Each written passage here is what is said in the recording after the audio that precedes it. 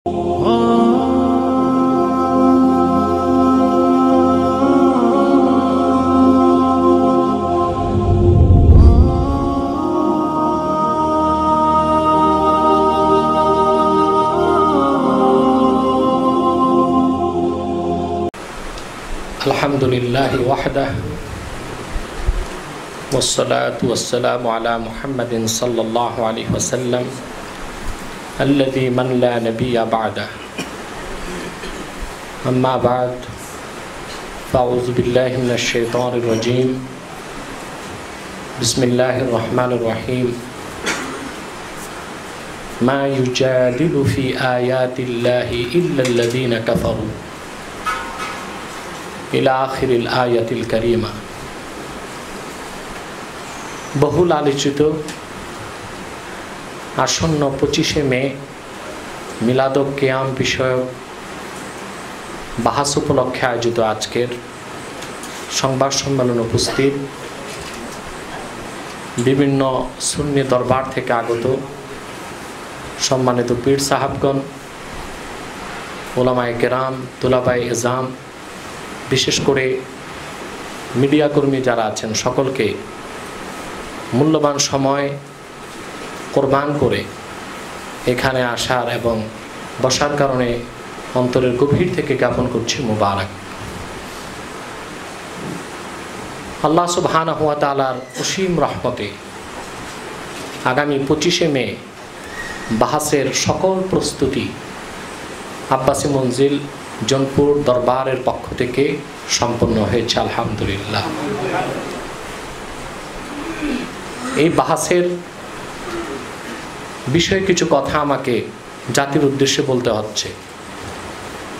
তার কারণ হচ্ছে পরাজিত শক্তি সব সময় মিথ্যাচার করে থাকে, মিথ্যার আশ্রয় নিয়ে থাকে। মিলাদ কিয়াম বিরোধী শক্তি বা মিলাদ কিয়ামের বিপক্ষে বাংলাদেশে যতগুলো বাহাস হয়েছে অধিকাংশ বাহাসেই মিলাদ কিয়াম বিরোধীগণ উপস্থিত হয়নি, আর যেখানে তারা উপস্থিত হয়েছে সেখানে আহলুস সুন্নাহ ওয়াল জামাতের প্রতিনিধিগণ কোরআন সুন্নাহ ভিত্তিক জবাব দিয়ে তাদের প্রশ্নের সমাধান দিতে সক্ষম হয়েছে আলহামদুলিল্লাহ। যা ইতিমধ্যেই দৈনিক ইনকিলাবের থেকে বাংলাদেশে কতগুলি বাহাস হয়েছে, কারা উপস্থিত হয়েছে, ফলাফল কি, তা জাতীয় পত্রিকা দৈনিক ইনকিলাব থেকে ডাটা হিসেবে আমাদের সোশ্যাল মিডিয়াতে প্রকাশ করা হয়েছে। সারা দেশে এখন টক অফ দ্য কান্ট্রি হচ্ছে 25 মের বাহাস। বাহাস অত্যাসন্ন এবং অভিসম্ভাবী তা জেনেই মিলাদ কিয়াম বিরোধী পক্ষ এখন সোশ্যাল মিডিয়াতে বিভ্রান্তি সৃষ্টি করছে। কখনো তারা বলছে বাহাস হবে না, কখনো বলছে তাদের নির্ধারিত জায়গায় গেলেই বাহাস হবে, যেটাকে আমরা অনেকটাই পাগলের প্রলাপ হিসেবে বিবেচনা করে থাকি। আরেকটি মহল প্রশ্ন তুলেছে, দেশেরই ক্রান্তিকালে মিলাদ কিয়াম একটি ছোটোখাটো বিষয়, এটা নিয়ে এত বাড়াবাড়ি আব্বাসী সাহেব কেন করছেন? দু কথাই বলতে চাই, আহলুস সুন্নাহ ওয়াল জামাতের প্রকৃত কর্ণধার যারা সিলসিলায় জনপুর এবং ফুরফুরা ও তাদের শাখা প্রকাশ শাখা সহ আরও যত আহলুস সুন্নাহ ওয়াল জামাতের পরিচয়ে পরিচিত দরবারগুলো কাজ করে যাচ্ছেন, তারা কেউ মিলাদ কিয়াম নিয়ে কখনোই বাড়াবাড়ি করেন না। যদি আমাদের পক্ষ থেকে বলা হতো যারা মিলাদ কিয়াম করে না তারা কাফের মুশরিক বেঈমান, এটা বাড়াবাড়ি হতো। আমরা বলে থাকি মিলাদ কিয়াম সুন্নাত মুস্তাহাব। সুন্নাত মুস্তাহাব মনে করে যদি কেউ না করে তার ক্ষেত্রে আমাদের কোনো বক্তব্য নেই। কিন্তু যারা বছরের পর বছর যাবত তাদের মুখপত্র বানিয়ে, বিশেষ করে শায়েস্তাগঞ্জের সেই বিতর্কিত ব্যক্তিটি সারা বাংলাদেশ ঘুরে ঘুরে মিলাদ কিয়াম হারাম এবং বেদাত প্রচার করে চলছে। মিলাদ কিয়াম বিরোধীদের শীর্ষ নেতৃত্ব যখন বাংলাদেশের বিভিন্ন জায়গায় যে বলেন যারা মিলাদে কিয়াম করে তারা জারদ সন্তান, অধুনা আমাদের এই দরবার সংলগ্ন এক মসজিদে। লোকটিকে আমরা তাদের একজন শীর্ষ আলেম মনে করি, লালমাটিয়া মাদ্রাসার তিনি অত্যন্ত প্রবীণ মুহাদ্দিস। সে তার মসজিদে মুসল্লিদের উদ্দেশ্যে বলল, মিলাদ কিয়াম যারা করে তারা জাহান্নামী। জাতির কাছে আমাদের প্রশ্ন, বাড়াবাড়ি যারা মিলাদ কিয়াম করছে তারা করছেন, না যারা মিলাদ কিয়াম বিরোধী তারাই করছেন? আপনারা একটু বিবেকের আদালতে প্রশ্ন করুন। এবং তার যথেষ্ট প্রমাণ আমাদের কাছে আছে, তাদের লিখিত বইপত্র আছে, তাদের রেকর্ড আছে, তাদের ঐতিহ্যবাহী উজানি মাদ্রাসার মতো ময়দানেও তাদের শীর্ষ ব্যক্তি বলেছে যারা মিলাদে কিয়াম করে তারা জারদ সন্তান। এই কথা বলে মূলত আমাদেরকে গালি দেওয়া হয়নি, বরং উলামায়ে দেওবন্দের যারা মিলাদ কিয়ামকে সমর্থন করেছেন, মিলাদ কিয়াম করতেন, তাদেরকে গালি দেওয়া হয়েছে। অতএব বাড়াবাড়িটা কখনোই মিলাদ কিয়াম যারা করেন তাদের পক্ষ থেকে করা হয়নি, বরং তারা যখন মিলাদ কিয়ামকে হারাম বলেন, শিরক বলেন, মিলাদ কিয়াম যারা করেন তাদেরকে জাহান্নামী বলেন, তখন অফেন্সিভ না ডিফেন্সিভ ভূমিকায় মিলাদ কিয়ামের পক্ষের শক্তি তাদেরকে বাহাসে ডাকে যে সৎ সাহস থাকলে তোমরা তোমাদের মাসালাকে সাব্যস্ত করে দেখাও, নতুবা আমাদের থেকে সঠিক সমাধান নিয়ে তওবা করে মিলাদ কিয়াম শুরু করো।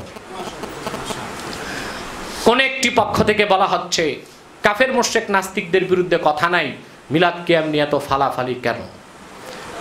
মুহাম্মদ সাল্লাল্লাহু আলাইহি সাল্লামের এই নগণ্য গোলাম মুহাম্মদ এনায়েতুল্লাহ আব্বাসী সকল প্রকার কাফের মুশরিক রামবাম নাস্তিকদের বিরুদ্ধে যত কথা এই 18-19 বছরে সারা বাংলাদেশে বলেছে তা তাদের সম্মিলিত আলেমদের পক্ষে সম্ভব হয় নাই। এবং শুধু তাই নয়, আপনারা জানেন কুখ্যাত ব্লগার রাজীব যখন আল্লাহর আখিরি নবী নূর নবী নবিকুলের সম্রাট মুহাম্মদ সাল্লাল্লাহু আলাইহি সাল্লামের সুমহান আরশচুম্বী মর্যাদাকর শানের খেলাফ উক্তি করেছিল, দৈনিক ইনকিলাবে সকালবেলা আমি পেয়েছি, বিকেলে আমার প্রোগ্রাম ছিল মাগুরার আবালপুরে, সেখানে আমি ঘোষণা দিয়েছিলাম শাহবাগীদের এই চত্বরকে মাটির সাথে মিশিয়ে দিতে হবে। কুখ্যাত রাজীব ব্লগার, সে কুখ্যাত কাফের, তার জানাজা পড়াও জায়েজ না, তার মৃত্যুতে সমবেদনা যারা করবে তারাও বেঈমান হয়ে যাবে। আপনারা জানেন সেদিন আমার উপর দৈহিকভাবে হামলা করা হয়েছিল মাগুরাতে। দেশের সকল ইলেকট্রিক মিডিয়া এবং 17টি জাতীয় পত্রিকায় প্রথম পৃষ্ঠায় সংবাদ পরিবেশিত হয়েছিল। তখনও আল্লামা শফি সাহেবদের ঠোঁট নড়তে দেখা যায় নাই, বরং কুখ্যাত কাফের নাস্তিক ব্লগারদের বিরুদ্ধে কথা বলে আঘাতপ্রাপ্ত হওয়ার 1 মাস 23 দিন পর হেফাজতে ইসলাম বাংলাদেশ জন্ম লাভ করেছে। তারা 13টি দাবি নিয়ে মাঠে নেমেছিল। তার মধ্যে একটি দাবি ছিল আমাদের সংগঠন তাহরিকে খাতমে নবুয়ত বাংলাদেশের যে দাবি, সেটা হলো খাতমে নবুয়ত অস্বীকারী কুখ্যাত কাফেরদেরকে রাষ্ট্রীয়ভাবে অমুসলিম ঘোষণার দাবি তারা সরকারকে করেছিল। সেই দাবিটি থাকার কারণেই তাহরিকে খাতমে নবুয়ত বাংলাদেশ এবং হেফাজতে ইসলাম বাংলাদেশ একসাথে কাঁধে কাঁধ মিলিয়ে আমরা কাজ করেছি 5ই মে পর্যন্ত। এবং 5ই মেতে শাপলা চত্বরে আমার বক্তব্য হয়েছে, যাত্রাবাড়িতে আমার বক্তব্য হয়েছে, আমার বক্তব্য এটিএনে পরপর 3 বছর প্রচার করেছে।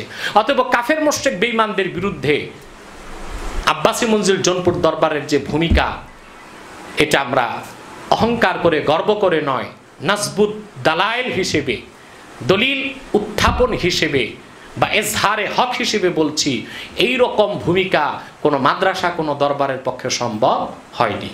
অতএব আমরা ঈমান, আকীদা, ফরজ, ওয়াজিব, সুন্নত সব কিছু ঠিক রেখেই মিলাদ কিয়ামের বিষয়টিকে এখন যথেষ্ট প্রাধান্য দিচ্ছি।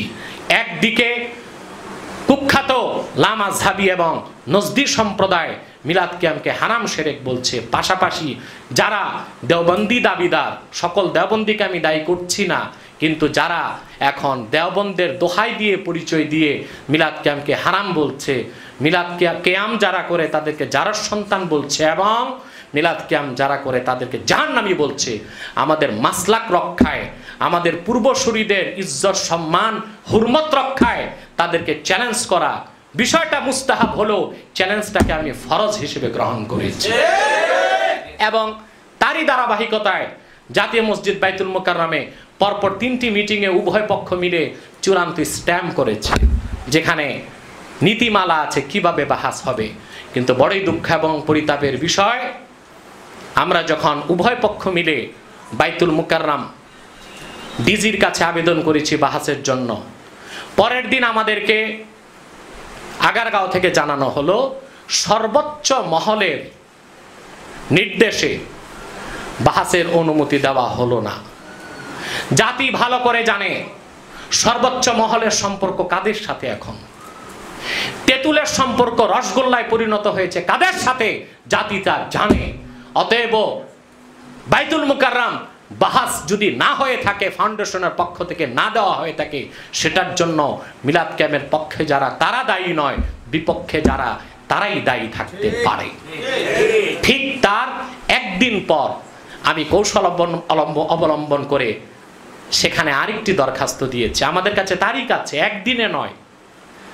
ডিজি রেকর্ড আমাদের কাছে আছে, সংবাদ সম্মেলনের পর আপনারা শুনবেন।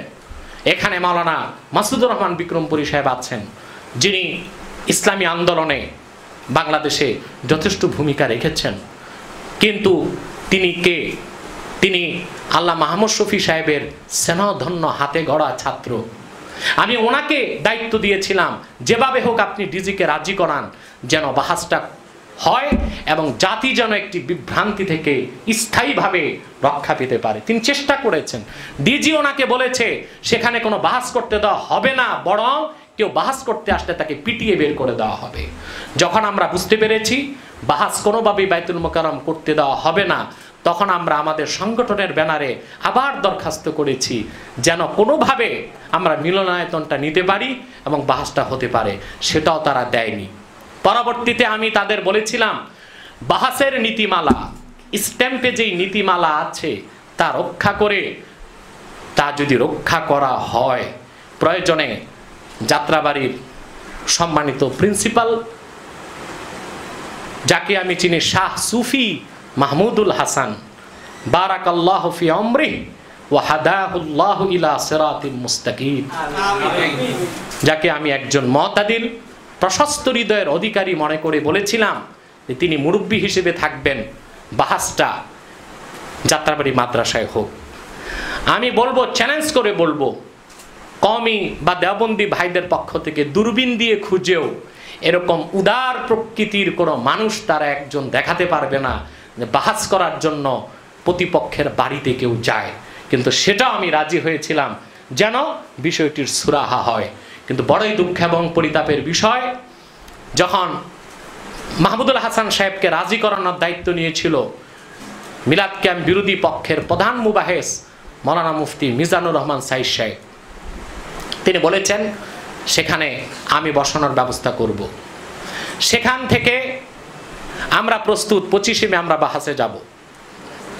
কিন্তু গত সপ্তাহে প্রতিপক্ষের একজন আমাদের প্রতিনিধিকে ফোন করে বলল, অনুমতির জন্যে মাহমুদুল হাসান সাহেবের কাছে যেতে হবে আমাদের উভয় পক্ষ মিলে। তখন আমাদের পক্ষ থেকে বলা হলো যে মুফতি মিজানুর রহমান সাইদ আগেই বলেছেন যাত্রাবাড়ির শেখ রাজি হয়েছেন, বাহাস সেখানেই হবে, তাহলে এখন আবার অনুমতির প্রশ্ন কেন? আমরা তাদের এই কথা থেকে বুঝলাম ডাল মে কুছ কালা হ্যায় কাবাব মে হাড্ডি হ্যায়।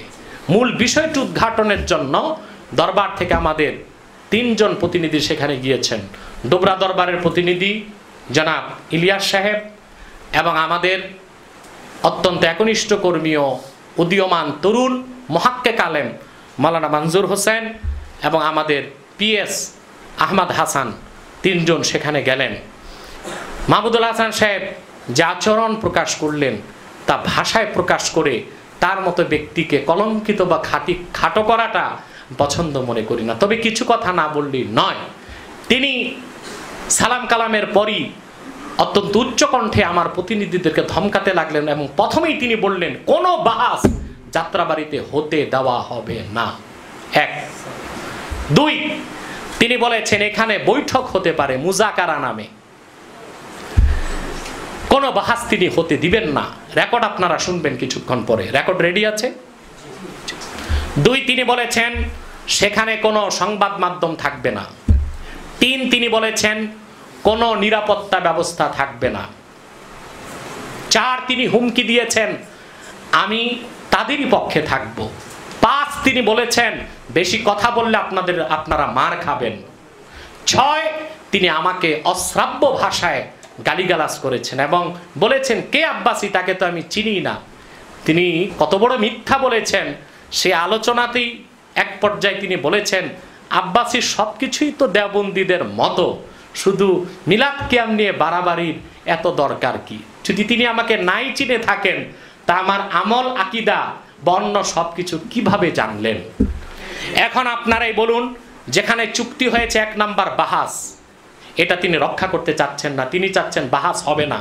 এবং তার কথায় আমাদের প্রতিপক্ষর যারা মিলাদ কিয়ামের বিপক্ষে তারাও বলেছে আমরা বাহাস চাই না, মুজাকারা চাই।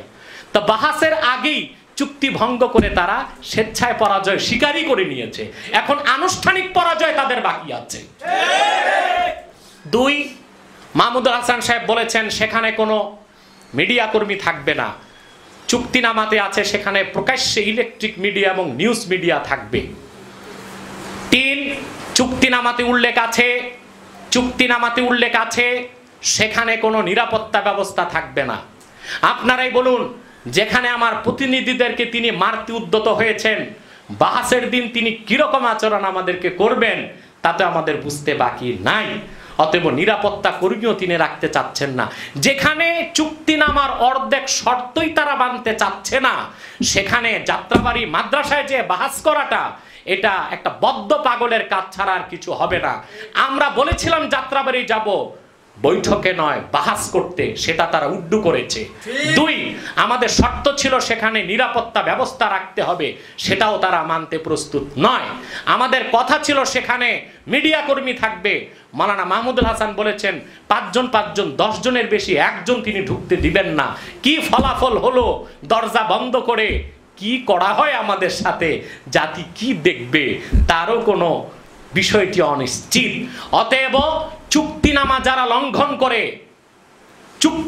লঙ্ঘন করে যাত্রাবাড়ি বাহাসের কোনো কথা ছিল না, চুক্তি রক্ষা করে সেখানে বাহাসে যাওয়ার কথা ছিল। যেহেতু বাহাসকে যিনি প্রধান মুরব্বির দায়িত্ব পালন করবেন তিনি নাকচ করে দিলেন, বাহাসই হবে না, আর মিলাদ কিয়াম বিরোধীরা তা মেনেই নিলেন এবং বাকি অন্যান্য চুক্তির একটাও তারা মানছেন না। নিরাপত্তা কর্মী থাকবে না, প্রশাসন থাকবে না, মিডিয়া কর্মী থাকবে না, সেটা তো বাহাস হবে না, বাহাসের নামে প্রহসন হবে। তাই আমি সুস্পষ্টভাবে জাতিকে ঘোষণা দিচ্ছি, চুক্তিনামার সকল চুক্তি রক্ষা করে বাহাসের স্থান নির্ধারণের দায়িত্ব নৈতিকভাবে এখন মিলাদ কিয়ামের পক্ষে যারা তাদের উপর বর্তায়। কারণ মুফতি মিজানুর রহমান সাইদের রেকর্ড আছে আমাদের কাছে, তিনি বলেছেন যদি বাইতুল মুকাররমের পর যাত্রাবাড়িতে বাহাস করা সম্ভব না হয় তাহলে আব্বাসী সাহেব যেখানে বলবেন সেখানে আমরা বসবো। যাত্রাবাড়িতে তো বাহাস করা সম্ভব হচ্ছে না, মুজাকারা সম্ভব হচ্ছে। মুজাকারা চা বিস্কুট খেয়ে কথাবার্তা বলা, ওইটাই আমরা বিশ্বাসী নয়, আমরা মুবাহাসায় বিশ্বাসী। বাহাস করতে হবে সেই সুযোগ মাহমুদুল হাসান সাহেব দিচ্ছেন না, আর তারাও বাহাস করতে চাচ্ছেন না। তারা বৈঠক চাচ্ছেন, ঘরোয়া পরিবেশে কথা বলতে চাচ্ছেন। সেটার জন্য 2 মাস ধরে গোটা জাতিকে বিভ্রান্ত করার কোনো প্রয়োজন হতো না। সেটার জন্য গোটা জাতিকে 2 মাস যাবৎ বিভ্রান্ত করার কোনো সুযোগ ছিল না।